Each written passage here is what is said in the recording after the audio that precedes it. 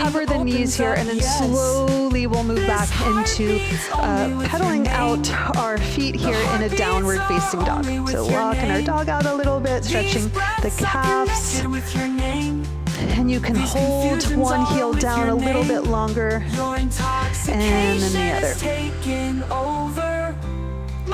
And we'll take our downward facing dog. Remember, your legs don't have to be straight, the heels don't have to come down. It's more important to have a long spine here. On an inhale, we'll reach the right leg up and back. As you exhale, place the foot in between your hands, drop your back knee. You can always have those blocks here for support and balance if you like. We're coming up to low lunge. So arms reach up as the hips come forward.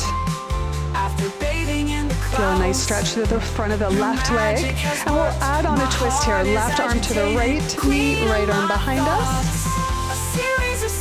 Inhale, both arms up. Exhale, take runner's stretch. So hands are on the floor or on blocks, whatever's working for you. Inhale, chest forward.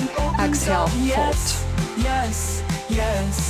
Just feeling the hamstrings stretch. Letting that tension go. So much of flexibility is actually the mind. It's